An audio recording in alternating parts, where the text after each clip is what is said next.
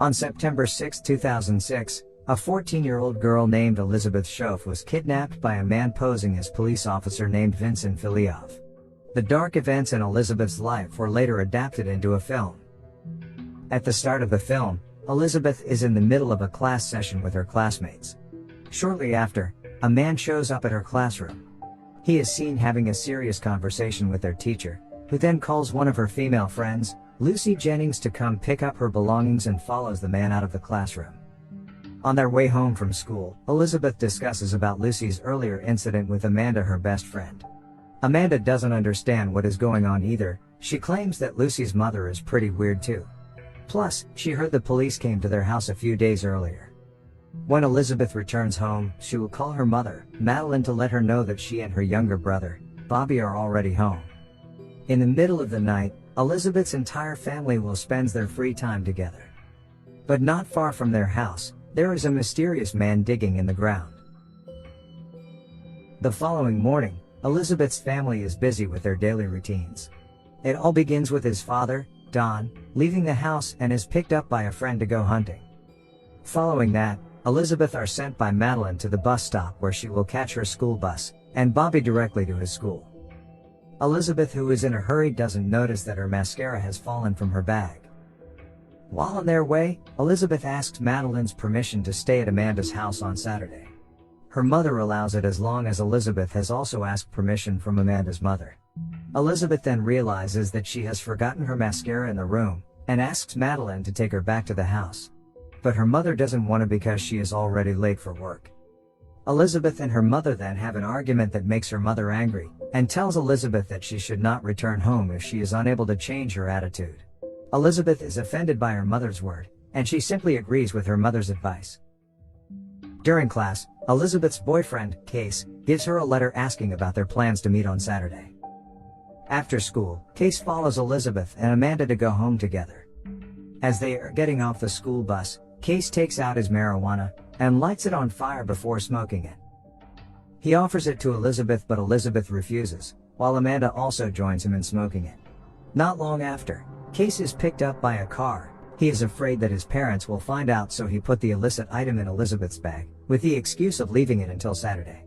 Before Case leaves Elizabeth, he offers her a ride, but Elizabeth refuses because she prefers to walk to her house, which is not too far away.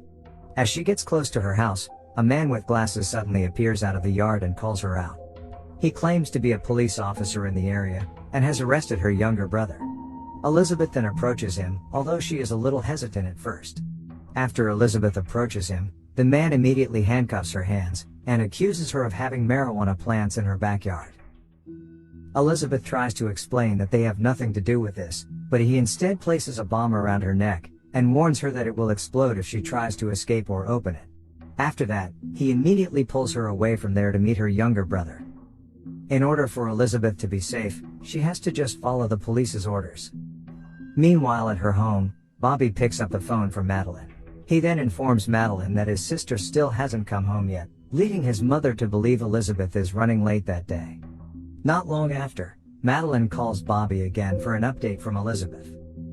After knowing that her daughter has not yet came home, Madeline tells her son to look for his sister at the end of the road, where her bus dropped her off.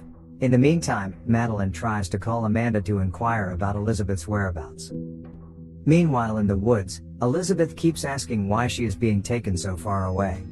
The man eventually admits that he kidnapped her, and threatens to shoot her if she dares to escape. Elizabeth is taken aback and cries out in fear, because the man is not a police officer either. After walking far enough, the kidnapper orders her to enter his underground hiding bunker. Inside the bunker, she is getting more and more scared, and she begs the kidnapper not to kill her. As it is getting late, Madeline begins to panic and keeps looking for her daughter along the road to her house. She meets with Amanda and her mother, who advises her to report it to the police as soon as possible. Madeline then calls the police, in the hopes that they will help her in tracking down her daughter.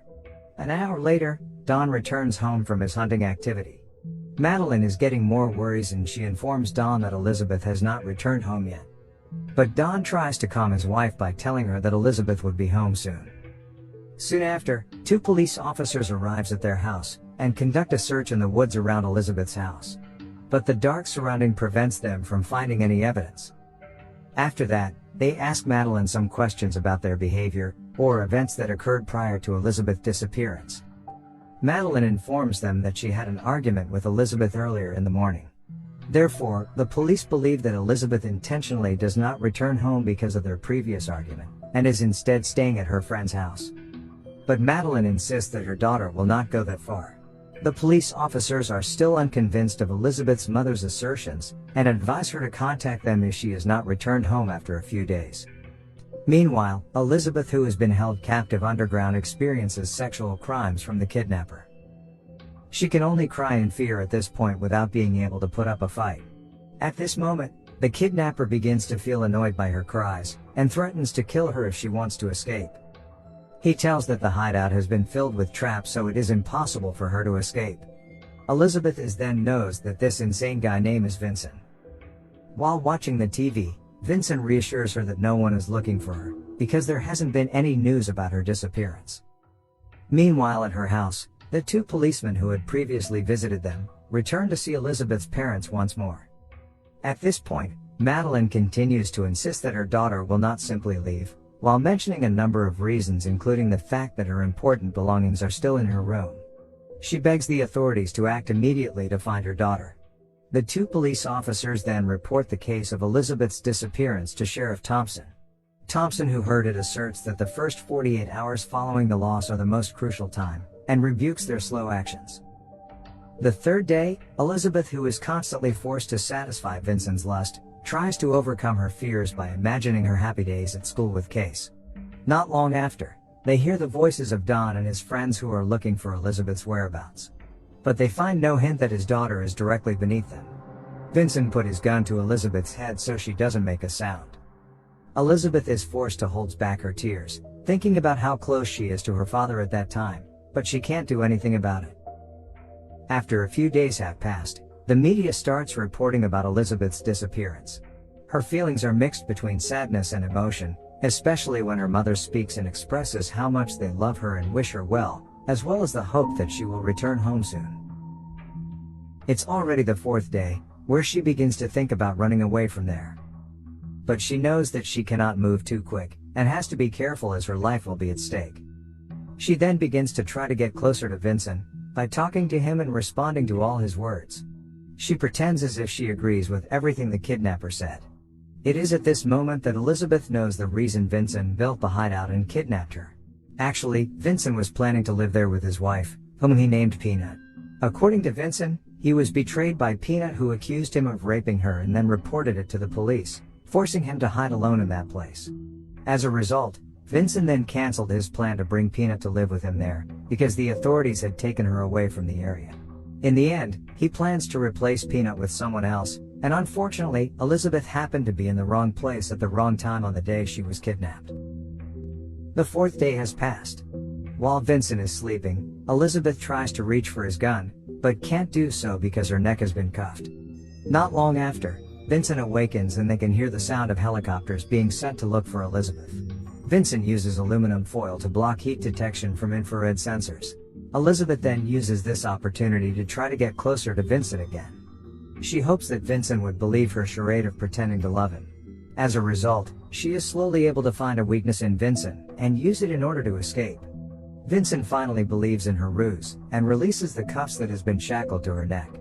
Elizabeth is now getting closer to Vincent, where she is even allowed to try to shoot with his gun.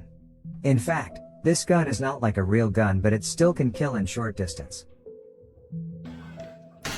Oh, see? Vincent is impressed to see that Elizabeth can use the gun well and learn it quickly. Later that night, Vincent handcuffs her hands and then brings her to pick up a food that has been left in an old car by someone. They then fill the jerry cans with river water. After that, Vincent suddenly hears the sound of a helicopter, and then immediately takes Elizabeth to runs back to his hiding place. On their flee, Elizabeth purposely leaves one of her shoes, in the hopes that anyone searching for her will come across traces of her presence. It's already the seventh day. As Vincent is sleeping, Elizabeth begins to put her plans back into action. She tries to send a message to her mother using Vincent's cell phone. But unfortunately, The message can't be sent because there is no signal underground. Elizabeth tries to get the cell phone out of the bunker entrance. Luckily, the message is successfully delivered. She then quickly deletes the message from Vincent's cell phone so she wouldn't be caught. It doesn't stop there. While Vincent is still sleeping, Elizabeth tries to grab his gun to shoot Vincent on his head. But when she pulls the trigger, the gun doesn't fire any bullets at all. This makes her becomes even more stressed as she realizes her plans are not going as she has hoped. Meanwhile, Sheriff Thompson informs Elizabeth's parents that the search will soon be halted, as Elizabeth may not be in their area anymore. They've covered nearly 20 square miles in a week, and found no trace or lead of it. On the 8th day, when Madeline checks her cell phone in the morning, she is surprised as she receives a message from Elizabeth. Madeline is relieved and so sure that Elizabeth is still alive. Don advises Madeline not to call the number yet, and they will call the police first. But the two cops believe the message is just a prank, and allow Madeline to call the number. Fortunately, their leader comes at the right time and stops Madeline from calling the number, because it would be very dangerous for Elizabeth. On the 9th day, the police are able to track down the owner of the phone from the phone company. It is discovered that the phone is registered to a woman named Catherine Heaths about 3 weeks ago, and the police immediately straight up to Catherine's residence. As they arrive at her house, one of the policemen suddenly remembers that he had been there before. He handled a sexual harassment case committed a year ago involving Catherine's boyfriend, Vincent Filiov, but they never met the suspect. They begin to interrogate Catherine, but she only admits that she hasn't seen her boyfriend over a year. Not long after, they discover an underground room both inside and outside Catherine's house. This is where they conclude that their suspect this time is a tough digger, which explains why they were unable to find him. The police are also suspicious of Catherine's statement, as she hasn't seen Vincent in over a year. Thompson explains that Elizabeth's mother received the message from a cell phone registered to Catherine's name. Thompson also inquires as to how Vincent got hold of Catherine's phone, which was just bought 3 weeks ago. He then starts to warn Catherine if Vincent kills Elizabeth and Catherine mislead them, she would accomplice to murder. In the end, Catherine points out the location where she provides food whenever Vincent asks for it. Thompson then orders his team to return to the forest around the area, since Vincent gotta be in walking distance to take the food. In addition, he intends to use the media to expose Vincent's identity in order to lure him out of hiding. This method is very risky, but the sheriff knows that Vincent is a coward, and will run away again as he did before. Vincent, on the other hand, begins to panic as he sees his name on the news, leading him to suspect Elizabeth. Vincent then checks his cell phone, but he doesn't find any message from his phone. Elizabeth tries to convince Vincent that she loves him, and wants to stay with him no matter what happens. She also says that if the police find them together, they will only put Vincent in jail. Elizabeth assures Vincent that he must leave now, and that she will soon follow him wherever he goes. It is at this point that Elizabeth finally finds out that Peanut mentioned by Vincent earlier is actually Lucy Jennings, her classmate at the beginning of the film. Moreover, the woman who delivers the food is Catherine, his girlfriend and also the mother of Lucy. In fact, Vincent has fallen in love with Catherine's daughter a long time ago, and wanted to marry her. After all of his confessions, he finally agrees with Elizabeth's opinion. He then prepares to leave her alone, after she promised him to stay in the bunker. And she will wait for Vincent to pick her up and marry her as soon as it is safe. The 10th day, the day after Vincent left, Elizabeth, who has been waiting in the bunker, finally musters the courage to come out. In fact, she has been lied into believing there are numerous hidden traps and bombs outside. She hopes that someone will hear her shouts and come to help her. Fortunately, Sheriff Thompson and his team are walking through the nearby woods at the time. As the sheriff hears her voice, he immediately rushes over to her. She is then taken to the hospital by the police. Don, Madeline and Bobby arrive at the hospital shortly after, where they are finally reunited with Elizabeth. At the end of the film, we are told that Vincent Filiov was found guilty of multiple charges, and sentenced to prison for 421 years.